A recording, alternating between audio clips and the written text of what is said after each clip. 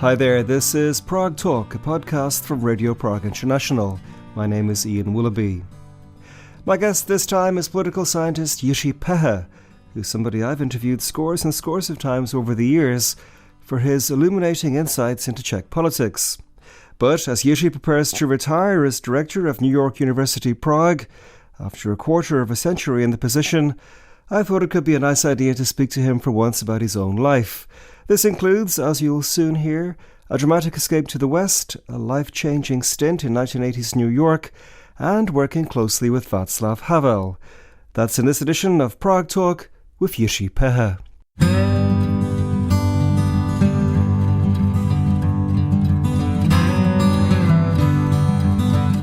Could you first tell us, please, about your family background and if you came from a political household where politics was discussed among the family?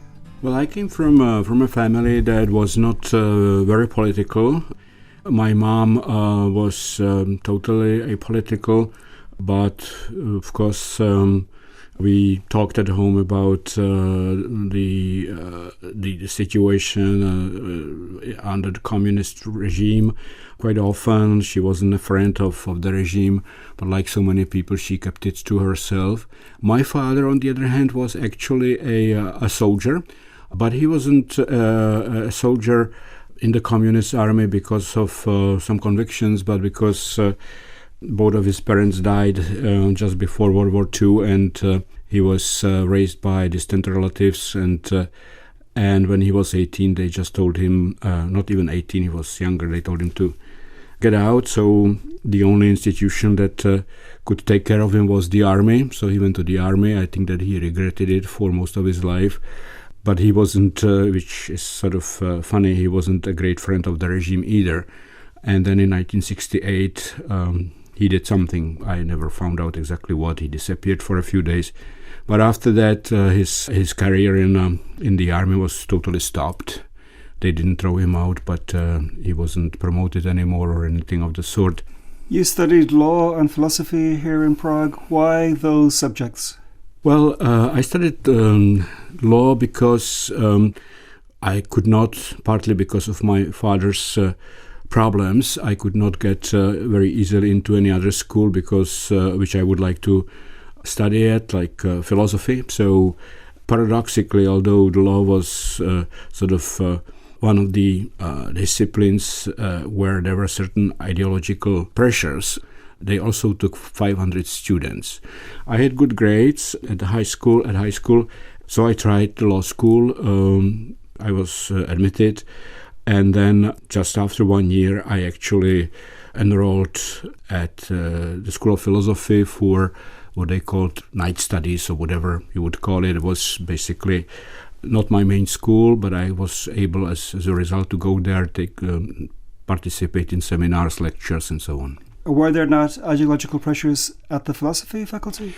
There were, but one advantage of the arrangement I managed to secure was that if you were what they called an extraordinary student, not the regular student or extra-regular student, I don't know how to describe it, there's a Czech term for it, mimořádný studium, you could choose your courses. So one great advantage was that I didn't have to take any courses in Marxism-Leninism. I just chose the courses I was interested in, and there were several good professors there who survived 1968, or better said 1969, and then the beginning of the normalization regime. So I would take courses on Greek philosophy, on medieval philosophy, and classical German philosophy. And that was something I really enjoyed. Quite frankly, I spent more time there than at the School of Law, which I just sort of went through in order to get my degree. In the early 80s, you got out of Czechoslovakia. What were the circumstances of your departure from the country? I wanted to get out ever since I was 13, when the Soviet troops invaded Czechoslovakia. I was thinking I should get out of here and live in a free country. But of course, to get out wasn't really easy. And so I went through high school in Czechoslovakia, the university studies, and then when I started working as an editor in a cultural magazine, I actually managed, together with my wife, my first wife, we managed to get permission to go to Yugoslavia. So we decided to use that trip to escape. In the end, it wasn't as easy as it looked, because in 1981, when we actually escaped, the Czech authorities made an agreement with the Yugoslav government about Czechoslovak passports. They would put a stamp in your passport, and the stamp would read, this passport is valid only for the territory of Yugoslavia. So we tried to cross the border several times, and every time we were returned because that stamp indicated or told the border guards, Yugoslav border guards, they should not let us through. So in the end, we escaped under rather dramatic circumstances, because we actually managed to persuade 2 Austrian students to put us in the trunk of their car and smuggle us across the border from Koper to Trieste. And it was adventurous, mainly because, of course, the Yugoslav border guards would check every other car, and also because we probably chose, or they chose, the wrong time for crossing the border, and so we were waiting at the border for about half an hour, and we were both sort of compressed in this little trunk of a Citroën. You know, you maybe remember those Citroëns that looked like frogs. And so in the end, we managed to cross. They didn't open the trunk. And these 2 Austrian students were extremely happy. They were extremely proud with themselves, rightly so, I should say. And so my first impression of the West was that they would go from the main road to a field. It was a dusty road. They opened the trunk. We fell out because we couldn't stand. We had no blood in our legs. And so there were these 2 Austrian students dancing above us, screaming Freiheit in German, which sort of, I would say, bears a certain historic irony. Just to rewind a tiny bit, you were 13, you said, at the time of 68. What kind of things did you see during the invasion? I saw really bad things, simply because, as I mentioned, my father was an officer in the Czechoslovak army, and we lived outside Prague in a town called Milovice, which later became the largest site for the Russian army or Soviet army in Czechoslovakia. So we went through a process of basically being evicted, and the Russians taking over this garrison. So I remember the period between the 21st of August and the time we left. My father was transferred to Moravia. It's a very sort of turbulent period with a lot of unhappiness because my grandmother took it so hard that she had a brain stroke, and she later died. She was so devastated by the invasion. You ended up living in New York, and you went to Columbia University where you studied international relations. What was the experience like of studying there compared to here at Charles University? Well, it was a huge difference, because one of my greatest experiences in my life, which I will remember forever, was entering the library of Columbia University with millions of books and being able to borrow any book I wanted, which was really something that after my experience from here, where I had to, if I wanted to read something that I was really interested in, I wouldn't either get it, or I would have to get it through Samizdat or one of those channels, and there I could go and read whatever I wanted. So I spent a lot of my time at Columbia just reading all the books I've always wanted to read. And in general, I liked the style of American education, where much more emphasis was put on research, independent thinking, discussing. I was very lucky because one of my professors was Zbigniew Brzezinski. So it was, of course, obviously it was a very good school. I was lucky to get into it, and so Columbia was a great experience for me. You also wrote articles for the New York Times. What kind of things were they taking from you? I was, of course, reflecting on what was going on in the Soviet Union, in the Soviet Empire. So when I started writing, it was about time when actually Mikhail Gorbachev got to power, I had been writing before for the publications that Freedom House, a human rights organization I worked for, published. But my articles for the New York Times, I started writing when actually Gorbachev got to power. I was basically trying to analyze what's going on and what it could all mean and so on. I remember, but that wasn't an article for the New York Times. I remember I wrote an article about in I think 86 or 87 how the communist regime is going to fall, and I argued why it's going to fall. And then Jean Kirkpatrick, who was a famous thinker and also politician, she had a syndicated column across the United States, and she took that article and she basically quoted what I said in great detail. So it was the moment of glory for me, but with one little problem. But the editors misspelled my surname. So they, instead of spelling my surname the way it should be, P-E-H-E, they spelled it P-E-A-G. They could not believe I could be called P-H-E, obviously. And so then in all the newspapers where it was published, I was quoted as P-A-G. And then people were calling Freedom House and wanted to talk to me from various universities and think tanks, and they were all asking for Mr. P-A-G, which of course was a little stain on this great moment of glory. You mentioned Freedom House. As you know, sometimes Freedom House has been accused of being connected to the CIA, also of overly interfering in the internal affairs of some countries. Was there anything that Freedom House did that you were uncomfortable with? No, I of course was aware of the fact that Freedom House was considered to be right of center in American political landscape. I knew about the accusations of its past connections with the CIA.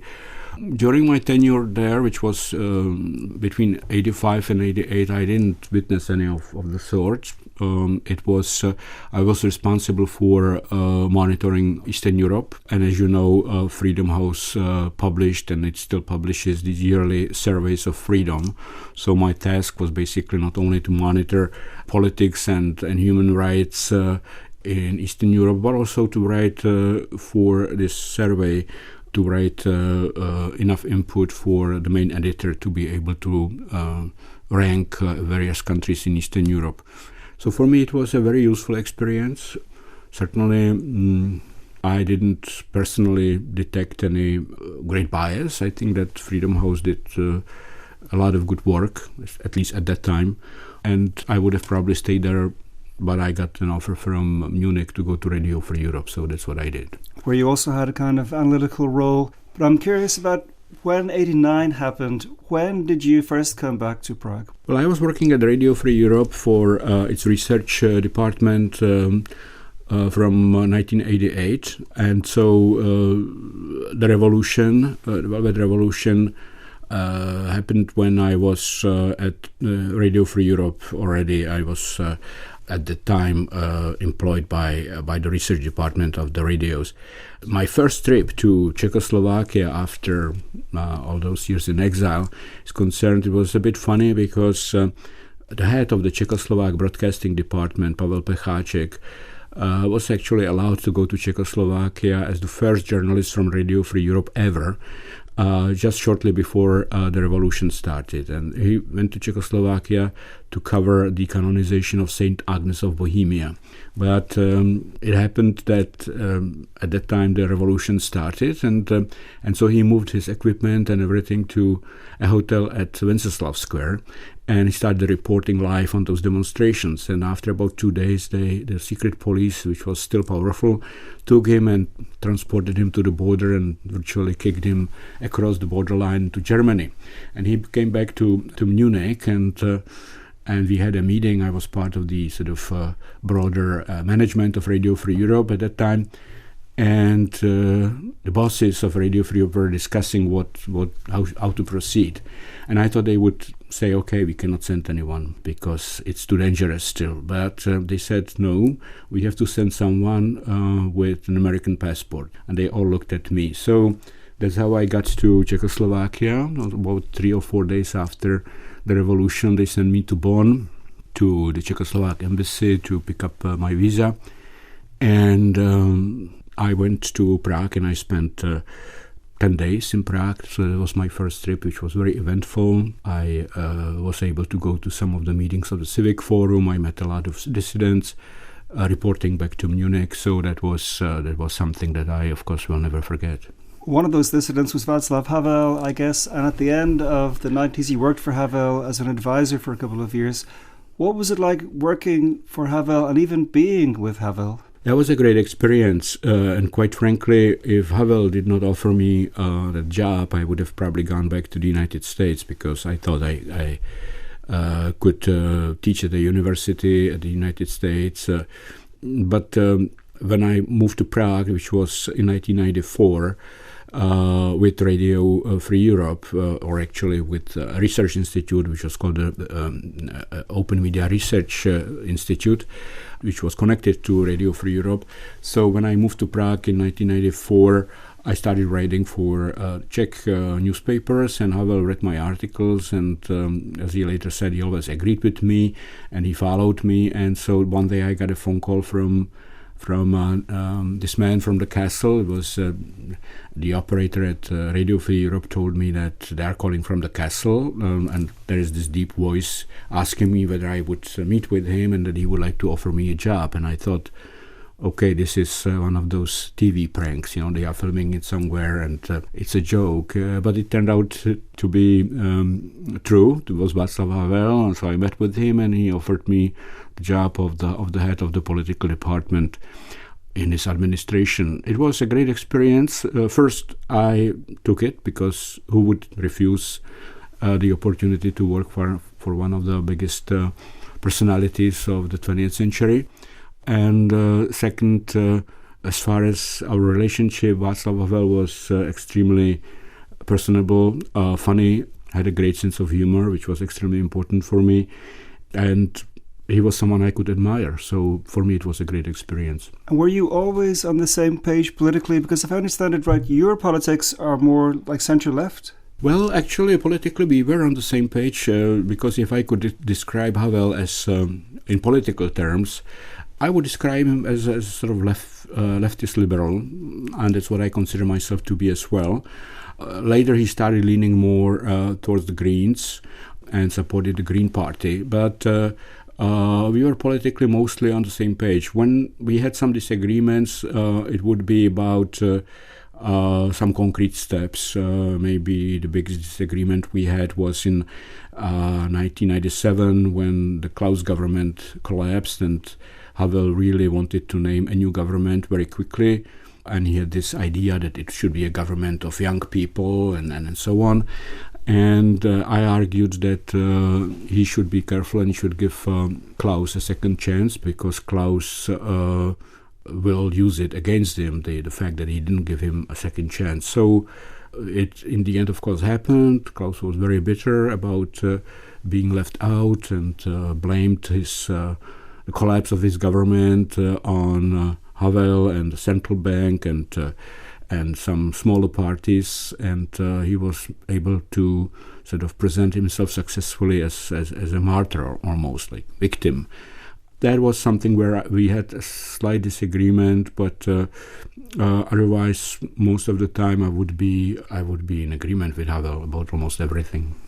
After working for Havel, you became the head of NYU here in Prague, a job you've had since that time, 2.5 decades. How has the experience been? Well, New York University, working for New York University was a great experience for me, simply because American universities are in general very liberal, and they don't really ban people from expressing their personal views and so on. Certainly it was so when I started at NYU.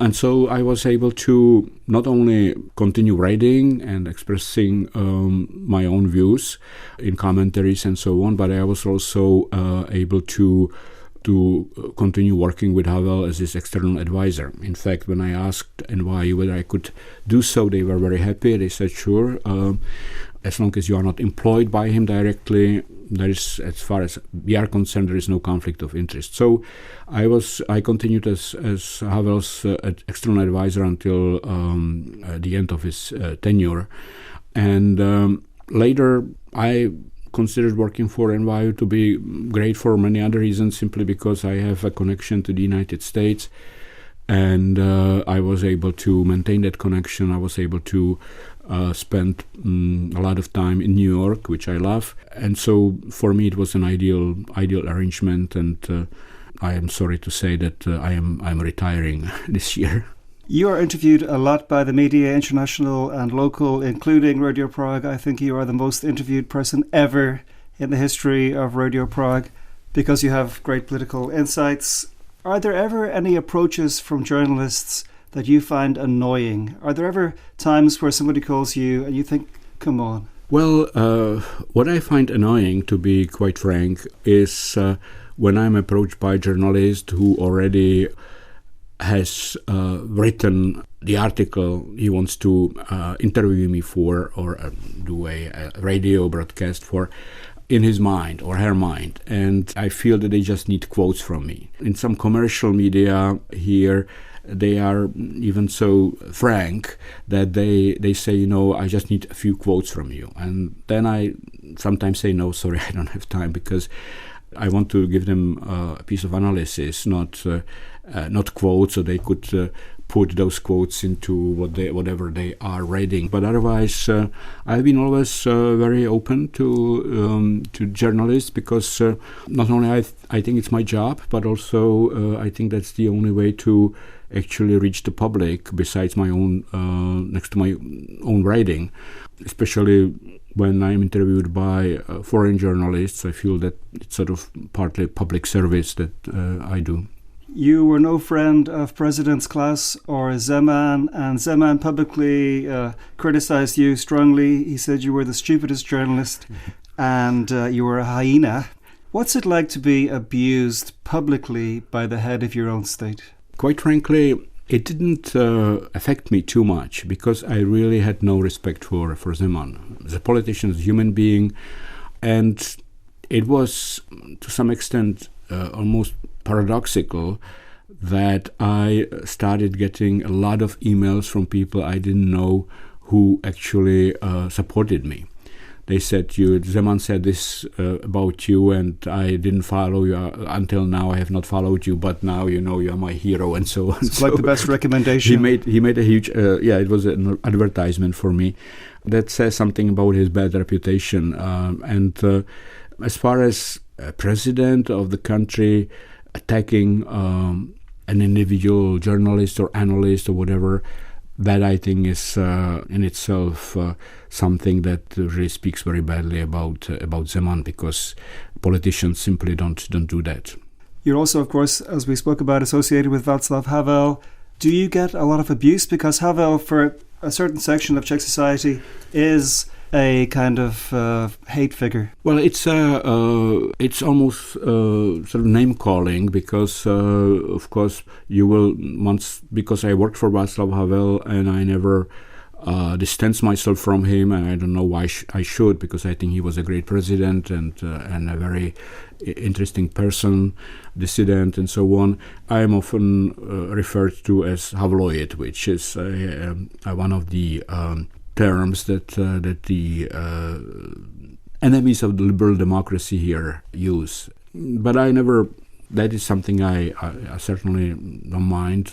I get a lot of hate mail from people on the nationalist, populist side of the political spectrum in general. But does that spill over into like real life? Or is it all kind of keyboard warriors abusing you online? Mostly it's online. I never hid my email account, email address, so I get also these things in my email box. Of course, very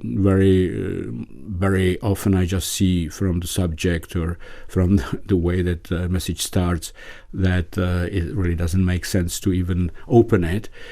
There have been a few exceptions to the rule that people here are not aggressive when it comes to personally aggressive. Even people who disagree with me very often approach me on when I sit on a train and they start talking to me, and before we get to Prague, actually, I'm able to explain to them certain things, and they are happy about that we actually were able to talk. There were only 2 incidents which were quite unpleasant. One of them was I was in the 90s. I was very critical of the Civic Democratic Party, and they had a rally in Prague. I was walking near the Old Town Square where they had that rally, and I was sort of surrounded by several very aggressive people who looked like they could physically attack me. In the end, it didn't happen. And then there was a nationalist, anti-Islamist activist whose name was Martin Konvička, who asked his followers on Facebook to eliminate me. I didn't really react to it, but my good friend, former dissident Jan Urban, got very upset, and he filed a police complaint, and police investigated. It didn't go anywhere. The police concluded that was just a misdemeanor. So the call for my physical liquidation was just this misdemeanor, and I thought, okay, if that happens again, doesn't even make sense to go to police, because obviously they don't take these things seriously. Soon you're turning 70, and as you say, you're stepping down as the head of NYU. How will you fill your days in retirement? Well, I will continue doing what I have been doing until now. I have written I think 10 books by now, 5 of them novels. I have another novel coming out soon, so I will continue writing, because that's something that where I guess express myself the best, and I will also continue serving the current president, Petr Pavel. I have been on his foreign policy advisory team.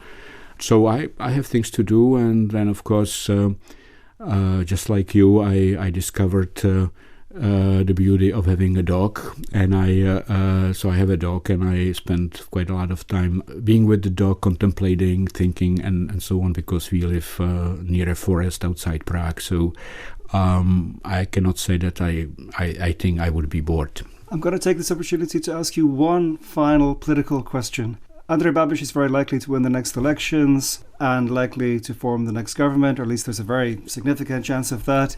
He, of course, is a buddy of Orbán and Fico. How far do you think he may go down the path that those two have taken? I think that we have to distinguish between how far he would like to go and how far he can go, because the Czech Republic, as I keep telling foreign journalists who ask me this question, is structured is constitutionally in a different way than Hungary or Slovakia. We have 2 chambers in parliament. One of them is elected, the Senate. The upper chamber is elected in a way that makes it very difficult for extremists to gain any ground. So it's completely dominated by the current government parties. And the Senate has some important powers, including absolute veto of any constitutional changes and electoral law changes. It also selects members of the Constitutional Court who are nominated by the president. So Babiš will, if he wins and if he's able to form a government, which is still not certain, he will have to work within this framework. He will not be able, unlike Orbán, to make constitutional changes. He will not be able to change the electoral law and satisfy, for example, demands of Tomio Okamura, whose party wants referendums as the main tool of deciding, because that would not be approved by the Senate. And so I don't think that the Czech Republic will follow in the footsteps of Hungary and Slovakia. There may be some attempts to do so, for example, with regards to public media. That's something that can be changed by the law and so on. But at the same time, we have the Constitutional Court, which probably will which will probably oppose any such efforts. So it will be difficult for Babiš. If he becomes the prime minister, we will probably hear a lot of populist rhetoric again, and he will probably be more pro-Russian in his views, but I don't expect him to be able to significantly change the system here. Jiří Pehe, thank you very much, and enjoy your retirement. Thank you.